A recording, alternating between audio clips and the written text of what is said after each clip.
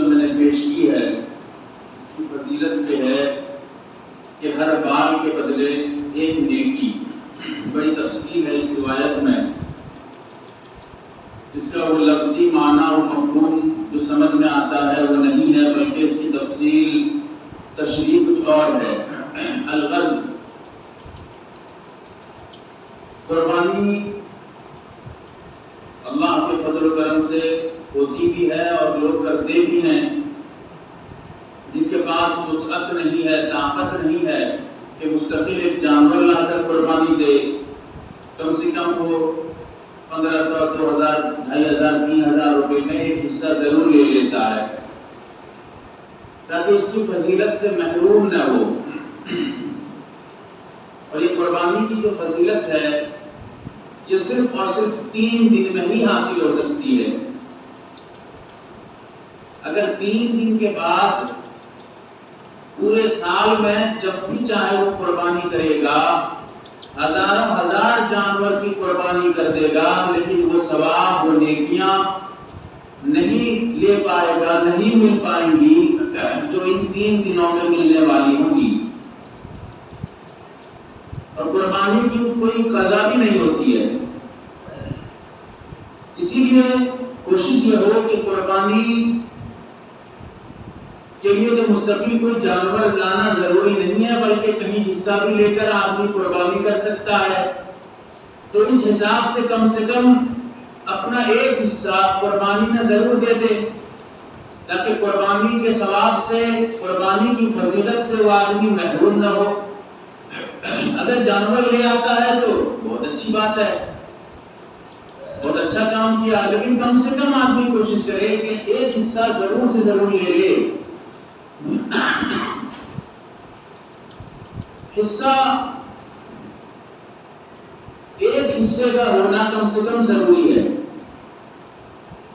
اس سے کم اگر کرے گا تو پھر واجب اس کی جو ہے وہ واجب قربانی ادا نہیں ہو سکتی.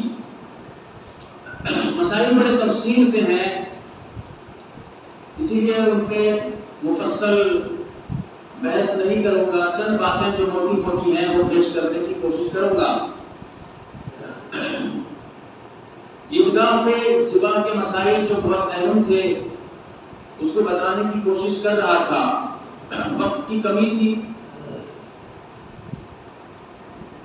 تو قربانی ہر حال میں کرنی چاہیے، چاہے حصہ لے کر ہو، چاہے قربانی واجب ہو نہ ہو. واجب ہو تو کرنا ہی ہے، اگر واجب نہیں ہے تب بھی کرنا چاہیے، کیونکہ یہ بڑی فضیلت ہے اور اس کا ثواب پورے سال میں آدمی کبھی نہیں پا سکتا. صرف یہ 3 دن رہیں گے اس کے لیے.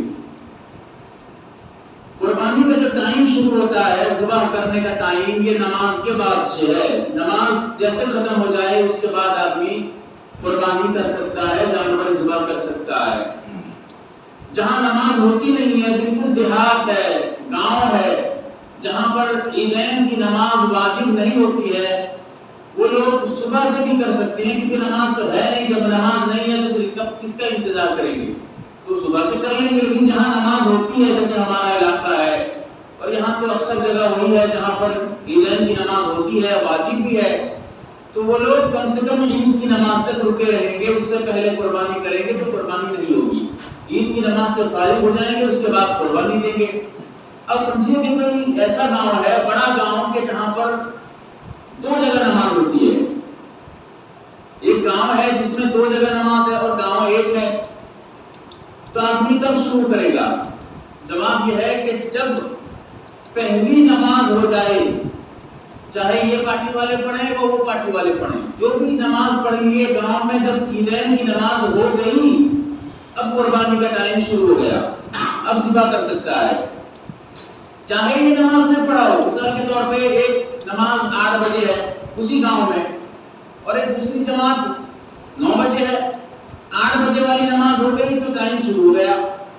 اب کوئی آدمی انتظار میں تھا کہ چلو میں 9 بجے نماز پڑھوں گا، وہ 8 بجے نماز ہونے کے بعد بھی قربانی کر سکتا ہے، کیونکہ قربانی کرنے کا ٹائم شروع ہو گیا. چاہے یہ نماز نہ پڑھا ہو، اس کی نماز پڑھنے نہ پڑھنے سے قربانی کے ٹائم پہ شروع ہونا ہے، بلکہ نماز ہو جانے سے نماز کا ٹائم جب ہو گیا، نماز لوگ پڑھ لیے، چاہے یہ نہ پڑھا ہو پھر بھی قربانی کا وقت شروع ہو گیا اور کب تک رہتا ہے؟ تیسرے دن کے سورج ڈوبنے تک، وہاں سے لے کر لاسٹ دن یعنی 10 ذی الحجہ قربانی کا پہلا دن، پھر دوسرا دن 11 ذی الحجہ، پھر 12 ذی الحجہ تیسرا دن، یہ تیسرے دن کے سورج ڈوبنے تک ٹائم باقی رہتا ہے۔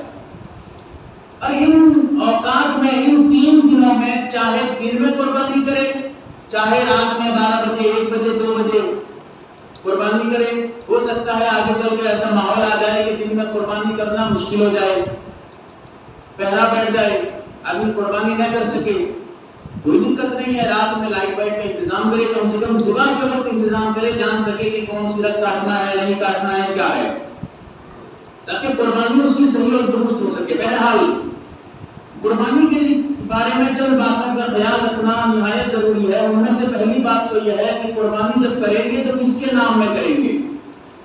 قربانی کا جانور جب ذبح کرتے ہیں تو نام کس کا لیں گے؟ کس کے نام سے ذبح کریں گے؟ جیسے مثال کے طور پہ بڑا جانور ہے، گائے ہے، اس میں 7 حصے ہیں، تو 7 نام کس کا دیں گے؟ ان میں سے سب سے ضروری اور اہم بات یہ ہے کہ قربانی جس پر واجب ہے، کیونکہ میں نے کہا کہ کبھی قربانی واجب ہوتی ہے، اگر مالدار آدمی ہے، پیسے والا آدمی ہے تو قربانی کرنا اس کے لیے واجب ہے، نہیں کرے گا تو گناہ ملے گا، اور اگر غریب آدمی تھا، پیسے والا نہیں تھا، مالدار نہیں تھا، فقیر ہے، غریب ہے، تو اس کے لیے قربانی واجب نہیں ہے بلکہ نفل ہے، کرنا چاہے گا تو کر لے گا، ثواب ملے گا، نہیں کرے گا تو نہیں۔ تو جس کے لیے قربانی کرنا واجب ہے، جو امیر آدمی ہے، اس کا نام تو قربانی کے جانور میں دینا ضروری ہے۔ ہوتا کیا ہے، میں قربانی مثال کے طور پہ گھر کے کوئی بڑے ہیں، بزرگ ہیں، مربی ہیں، والد صاحب ہیں، ابا جان ہیں، اب وہ کیا کرتے ہیں، کہتے ہیں کہ ایک مرتبہ تو میرے نام سے کیا تھا، اس مرتبہ میں بیٹے کے نام میں کر دوں گا، ایک مرتبہ میرے نام میں کیا تھا، اس مرتبہ بیوی کے نام میں کر دوں گا، ایک مرتبہ تو پچھلے سال میرے نام سے قربانی ہو گئی تھی، اس سال چلو مرحوم دادا کے نام میں کر دوں گا۔ تو یہی بتانا مقصد تھا، اگر قربانی آپ پر واجب ہے، قربانی کے لیے آپ صاحب نصاب ہیں، قربانی کرنا آپ پر ضروری ہے، اگر آپ مالدار ہیں تو ضروری ہے، اس کے لیے نصاب الگ ہے، تو بہرحال تو ایسی صورت میں قربانی کے جانور میں ایک حصہ آپ کے نام سے ہونا ضروری ہے۔ اگر جانور ایسا ہے جس میں ایک ہی حصہ ہے، جیسے بکرا، بکری، بھیڑ، دمبا، تو ایک ہی حصہ ہے تو اس میں اپنا نام ایک ہی نام دیں گے، اور کس کا نام دیں گے؟ دے ہی نہیں سکتے، ایک آدمی کی طرف سے ہو سکتی ہے وہ قربانی۔ تو جن میں 7 حصے ہیں ان میں ایک حصہ تو کم سے کم اس آدمی کے نام سے ضروری ہے جس کے لیے قربانی واجب ہے۔ اگر اس آدمی پہ قربانی واجب ہے، مثال کے طور پہ میرے اوپر قربانی کرنا ضروری ہے، میرے پاس پیسے ہیں، سمجھے 1 لاکھ 2 لاکھ روپے رکھا ہوا ہے یا کچھ اور ہے، زمینیں ہیں، ایکسٹرا زمینیں وغیرہ کچھ بھی ہو، اب اگر میں میرے نام سے نہ کر کے میں کسی اور کے نام سے، کسی میت کے نام سے، چلو دادا جی کے نام میں کر دوں گا، ایک مرتبہ پچھلے سال میرے نام میں ہوا تھا، یہ سال دادا کا نام دے دو، یہ سال میرا نام دے گی نہیں، اب قربانی ضروری میرے اوپر ہے، میں دے رہا ہوں کس کا نام؟ دادا کا، تو ایسی صورت میں دادا کے نام سے تو قربانی ہو گئی، لیکن وہ ضروری کس کے لیے تھی؟ میرے اوپر ضروری تھی، میری قربانی کہاں گئی؟ پھر میرے نام سے کون کرے گا؟ اب ایسی صورت میں ثواب تو ادھر لے گئے، دادا جان ثواب لے گئے، ثواب ان کو مل گیا، گناہ تو مجھے ملا، بھائی جس کے اوپر واجب ہے، ضروری تھا کرنے کے لیے، اس کا نام کہاں گیا؟ لہذا قربانی جس کے لیے ضروری ہے، جو پیسے والا ہے، وہ خود اپنا نام جانور میں ضرور دے، ورنہ گناہ ملے گا، کیونکہ گنہگار ہوگا، واجب کو چھوڑ دیا، اور قربانی جو واجب ہے وہ اپنے ہی اوپر واجب ہے، کسی دوسرے کی طرف سے نہیں ہے۔ ایسا نہیں ہے کہ جو گھر کا مربی ہے وہ سب کی طرف سے کرے گا، بیٹے کے نام سے بھی کرے گا، بہو کے نام سے بھی کرے گا، بیوی کے نام سے بھی کرے گا، اس کے لیے ضروری ہے کہ وہ اپنے نام سے کرے گا بس۔ اگر وہ کسی اور کے نام میں کرتا ہے، بیوی کے نام میں کرتا ہے، ایک بڑا احسان کی بات ہے، اچھا اور بڑھیا کام ہے، بیوی کہاں سے لائے گی، پیسے ویسے کہاں کیا رکھی ہوگی، اس کے لیے کیا ٹینشن دے گا، چلو میں کر دیتا ہوں، کر دیا تو اس کے لیے احسان ہے کہ بیوی کی طرف سے کر دیا۔ لیکن اگر شوہر بیوی کی طرف سے نہیں کیا، اپنے نام سے کر دیا، بیوی کے نام چھوڑ دیا، بولا کہ تم تمہارا پیسہ جوڑ کر کے تم کرو، میں میرے نام سے دوں گا، میرے اوپر ضروری ہے، تمہارے اوپر ضروری ہے تو سونا ہونا رکھو تو تم تمہارا کرو۔ اب ایسا نہیں ہے کہ شوہر گنہگار ہوگا، کیونکہ شوہر کے اوپر ضروری ہے قربانی، ہو تو دیا اپنے نام سے، اب جس کے اوپر بیوی کے اوپر ضروری ہے وہ اپنا انتظام کرے، لیکن ہاں ہونا یہ چاہیے کہ گھر میں جو مربی ہے یا گھر کا جو مالک ہے جیسے شوہر ہے اس کے ماتحت کون ہے؟ بیوی ہے، وہ تو گھر کے اندر رہنے والی ہے، وہ کہاں کیا جائے گی، اسی لیے کم سے کم احسان کا موقع ملتا ہے تو وہ اس احسان کو ضرور انجام دے اور بیوی کی طرف سے بھی کر دے، ایک حصہ اور لے لے۔ تو عرض یہ کرنا تھا اگر قربانی واجب ہے تو قربانی میں اپنا نام ضرور دیجیے، اور ایسا نہیں ہے کہ حج کی طرح ہو، ایک مرتبہ حج فرض ہے اس کے بعد حج جو ہے اب فرض نہیں رہا۔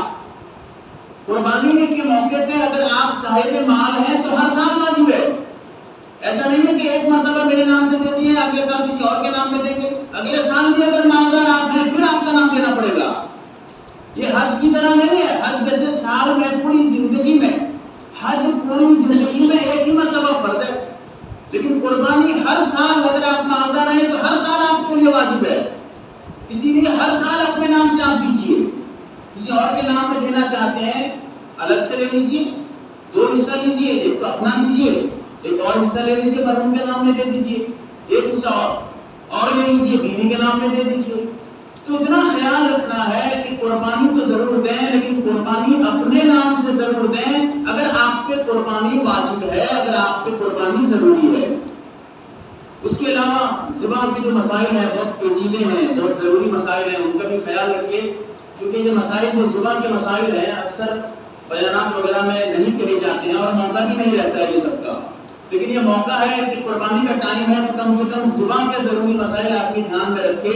عیدگاہ میں بھی میں نے چند باتیں پیش کی تھی لیکن عید کو بہت زیادہ تھا، بات سمجھنا بڑا مشکل تھا، اسی لیے ان باتوں کو جو ذبح کے بارے میں جاننا ضروری ہے ان کو پھر سے سمجھیے۔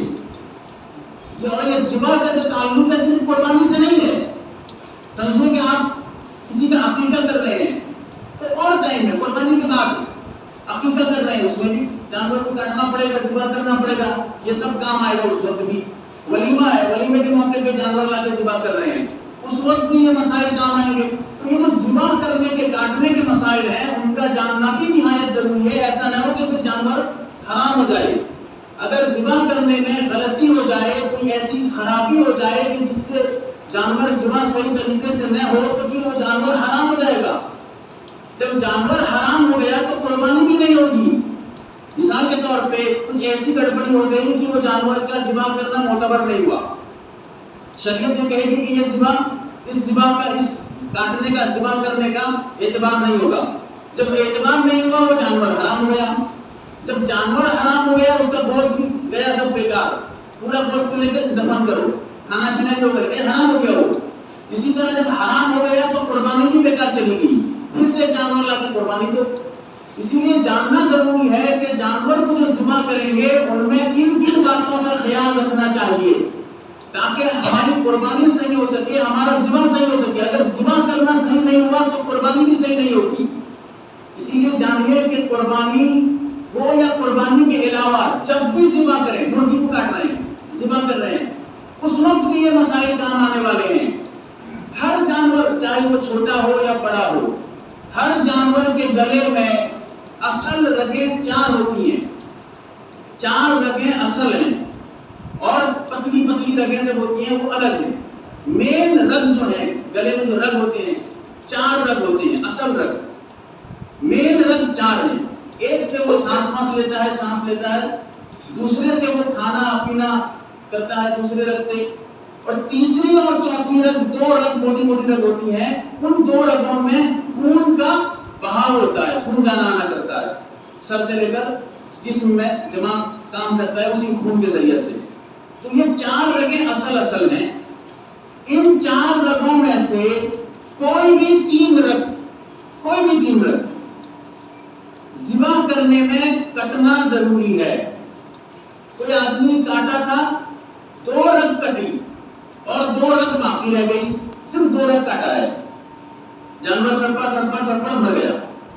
جب 2 رگ کاٹ دیا تھا مر نہیں ہے، زیادہ دیر تک تڑپڑ ہو گیا جانور مر گیا، لیکن کٹا تھا کتنا رگ؟ 2 رگ کاٹا تھا، اور ضروری کیا تھا؟ 3 رگ کا کاٹنا، چاہے وہ قربانی موقع پہ ذبح کریں، ولیمے کے ٹائم پہ ذبح کریں، یا کبھی بھی آپ جانور کو کھانے کے لیے ذبح کریں۔ ایسے ہی کوئی مالدار آدمی تھا، مہمان آ کے چلو ایک بکرا لا کے آج ذبح کر کے کھلاؤں گا سب کو، جب بھی ذبح کریں گے 3 رگ کاٹیں گے، نہیں تو جانور حرام ہو جائے گا۔ جب آپ 2 رگ کاٹے تھے جانور گھڑبڑ ہو کے مر گیا اور تیسری رگ کٹی ہی نہیں ہے، جانور حرام ہو گیا. جب جانور حرام ہوتا گوشت بھی آپ کھا سکیں گے، پھینکیں گے، لے کے دفن کریں گے. قربانی کا ٹائم تھا تو قربانی نہیں پھینکا، پھر سے جانور لا کے قربانی دو. اسی لیے ایک دھیان میں رکھیے کہ 3 رگ جو ہیں یہ کاٹیں گے، کاٹنا ضروری ہے، کم سے کم 3 رگ.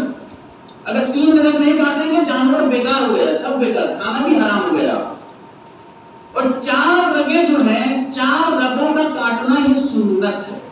فرض کتنا ہے، ضروری کتنا ہے، 3. سنت کتنا ہے، 4.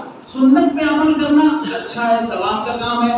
نبی کریم صلی اللہ علیہ وسلم جب بھی ذبح کرتے تھے یہ 4 رگ تک کاٹتے تھے، اس کے آگے نہیں کاٹتے تھے. حدیث میں منع ہے کہ نخا، حدیث میں ہے کہ نہا رسول اللہ صلی اللہ علیہ وسلم ان نخا. نخا کہتے ہیں حرام مغز تک کاٹنے کو. حرام مغز کہتے ہیں سر میں مغز کے پاس سے لے کر ریڑھ کی ہڈی میں پتلا سا سفید کلر کا دھاگے کی طرح، رسی کی طرح جاتا ہے، سفید رہتا ہے، وہ وہاں تک کاٹ کے اس رگ کو بھی کاٹ دینا، اس کو کہتے ہیں نخا. اس سے منع فرمایا ہے. تو جب بھی کاٹیں گے وہی 4 رگ تک کاٹیں گے، اس سے زیادہ نہیں کاٹیں گے. پھر بھی کبھی ایسا مسئلہ پیش آ گیا، مثال کے طور پہ آدمی کاٹتے کاٹتے پورا کاٹ دیا، گردن بھی اڑا دیا، اس کا گلا بھی کاٹ کے رکھ دیا. بڑے جانوروں میں تو بڑا مشکل ہے، مرغی کاٹتے کاٹتے کبھی ہو گیا، کاٹتے کاٹتے پورا گلا کاٹ کے اڑا دیا اس کا. اب کیا ہوگا؟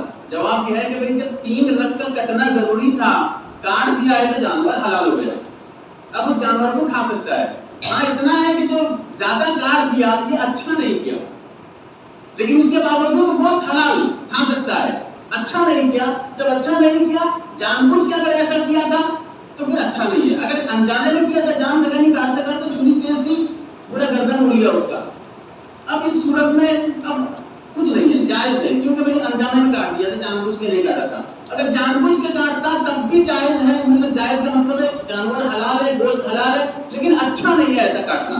اس لیے وہی 4 رگوں تک کاٹنا چاہیے، اس سے زیادہ نہیں کاٹنا چاہیے، اور کم سے کم 3 رگوں کا کاٹنا ضروری ہے. وقت بھی بہت کم ہے لیکن بہت پیچیدے مسائل ہیں. اب یہ جو کاٹنا ہے اس میں بہت تفصیل ہے، اس کو سمجھیے. یہ جو کاٹنے والا ہے ضروری ہے کہ جانور حلال ہو، حلال جانور جن کا گوشت کھانا جائز ہے، تب جا کے وہ کھانا جائز ہوگا. دوسری چیز کیا ہے؟ کاٹتے وقت اللہ کا نام لینا ضروری ہے.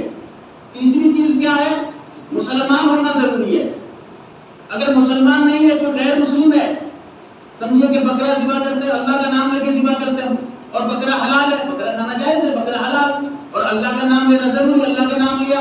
اور غیر مسلم ہے، ہندو ہے، وہ کاٹتا کیا؟ اللہ اکبر کہہ کے جانور کو کاٹ دیا، کہ جانور کھانا جائز ہو جائے گا؟ نہ، جانور تب بھی حرام رہے گا. کیونکہ یہ 3 چیزوں کا دھیان رکھنا ضروری ہے. ایک تو یہ ہے کہ جانور حلال جانور ہو، دوسری چیز یہ ہے کہ ذبح کے وقت اللہ کا نام لیا گیا ہو، تیسری چیز یہ ہے کہ ذبح کرنے والا مسلمان ہو. اہل کتاب کا مسئلہ تھوڑا الگ ہے. اہل کتاب کی بھی ان کا بھی ذبیحہ جو ہے وہ حلال ہوتا ہے. اہل کتاب کہتے ہیں یہودی نصارہ کو، جو یہودی ہیں نصارہ ہیں، لیکن آج کے ٹائم میں ایسا نہیں ہے، بلکہ وہ مشرک بن گئے ہیں، اسی لیے اب وہ موقع نہیں ہے. تو اب صرف اور صرف سمجھیے کہ مسلمان کا ہونا ضروری ہے، اور مسلمان میں کوئی بھی ہو سکتا ہے. چھوٹا بھی بچہ ہے اگر مسلمان ہے، بالغ نہیں ہے، چھوٹا بچہ، وہ بھی ضرورت کے وقت کاٹ دیا، اللہ اکبر بسم اللہ اللہ اکبر کہہ کے کاٹ دیا، جانور حلال کیونکہ مسلمان تھا. ضرورت پڑا کہ کوئی نہیں ہے، مرد گھر میں کوئی نہیں ہے، سب عورتیں ہیں، اب کوئی عورت کہیں کہ چلو میں کاٹ دیتی ہوں مرغی، لاؤ، اب مرغی لے کے وہ کاٹ دی، بسم اللہ اللہ اکبر کر کے کاٹ دی، بالکل حلال ہے، کوئی دقت نہیں، کیونکہ مسلمان ہے. اب مسلمان چاہے وہ مرد ہو، چاہے عورت ہو، بالغ ہو، نابالغ ہو، بچہ ہو، بوڑھا ہو، یا جو بھی ہو، مسلمان ہونا چاہیے ذبح کرنے والا. اور ذبح کرتے وقت اللہ کا نام لینا ضروری ہے. اگر اللہ کا نام نہیں لے گا، ذبح کر دیا، پھر دیکھیں گے کہ یہ جان بوجھ کے لیا تھا نا، بھول گیا تھا. سمجھو کہ ایک مرغی جو ہے گھر میں ہے، ذبح کرنا ہے، دھیان نہیں رہا، جلدی جلدی میں تھا، اپنی نوکری کو جانا تھا، اب مرغی کو لیا، جلدی سے کاٹ کے چلا گیا. بعد میں یاد آیا کہ تم نے مرغی تو کاٹ دیا، لیکن اللہ کا نام تو لیا تھا نہیں، بسم اللہ اللہ اکبر جو پڑھنا تھا پڑھا تھا، لیکن کاٹ تو دیا، میں کیا کروں گا؟ اب ایسی صورت میں اگر بھول سے چھوڑ دیا تھا، جان بوجھ کے چھوڑا تھا نہیں، بھول سے چھوڑ دیا تھا، یاد تھا نہیں، تو حلال ہے، کھا سکتے ہیں، کوئی حرج نہیں. لیکن اگر جان بوجھ کے چھوڑ دیا، یاد ہے کہ اللہ کا نام لینا میرے لیے ضروری ہے، پھر بھی کہتے نہیں میں اللہ کا جانور حرام ہو جائے گا، جانور نہیں کھا سکتا۔ اب اسی طرح یہ سمجھیے کہ جیسے میں نے کہا کہ 3 رگوں کا کٹنا ضروری ہے، کوئی بھی 3 رگ ہو، 3 رگوں میں جب کاٹیں گے ذبح سے ٹھیک پہلے 1-2 سیکنڈ پہلے، چھری چلانے سے پہلے اللہ کا نام لیں گے، بسم اللہ اللہ اکبر پڑھیں گے، پھر کاٹیں گے۔ اگر اس کے درمیان کوئی اور کام کر لیا، کام کا مطلب جیسے مثال کے طور پہ بات چیت کر لیا، اب چھری لے کے کاٹنے جاتا تھا، اب سمجھیے کہ گردن اس کی مڑ گئی، گردن جو ہے جانور کو زور سے گلا ہلا دیا، بول دیا کاٹتے تھے، ٹھیک دعا پڑھ لیا تھا، بسم اللہ اللہ اکبر پڑھ لیا تھا، ٹھیک کاٹنے جاتا ہے، کاٹنے کے لیے تو تیار ہے، چھری لگا دیے تو ذرا گلا ہلا دیا جانور، تو بولا کہ اچھے سے پکڑ لو، اسے کیا پکڑتی ہو، پھر کاٹ دیا، گیا چلا گیا سب بیکار، جانور حرام ہو گیا، اس کا گوشت بھی کھا سکے گا نہیں لیکن دفن کرے گا، کیونکہ اللہ کا نام لے گا اور ذبح کرے گا، اس کے بیچ میں کوئی آگا نہیں۔ اگر نبی اللہ کے نام کے ساتھ ساتھ نبی کا بھی نام لے گا پھر بھی جانور حرام ہو جائے گا۔